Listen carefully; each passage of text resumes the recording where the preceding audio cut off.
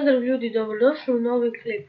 Dakle, kao što vidite u naslovu, danas ću vam pokazati kako možete promijeniti slova u Notepadu.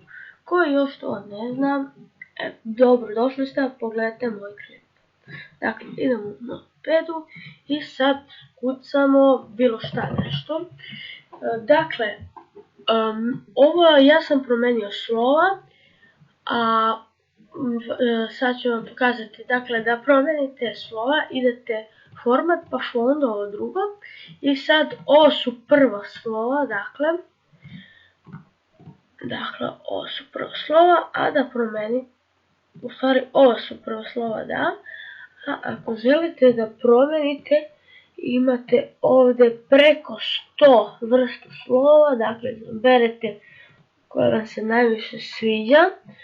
Onda idete na ovo drugo, ako želite, to je stil, valjda, i izaberite da li je deblje, tanje,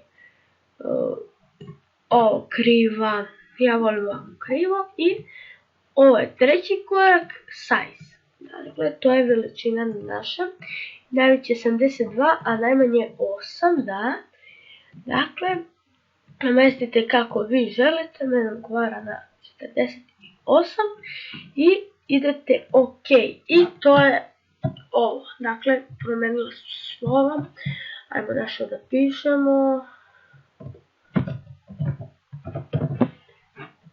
eto, na primjer, vidite kako to izgleda, kapirate, baj, vidite, dakle, vidite, dakle, ako opet želite da vratite na ona stara slova, ovako, ovo, OK, i to ide ovako. Ljudi, to je to što se tiče ovog klipa. Ćao!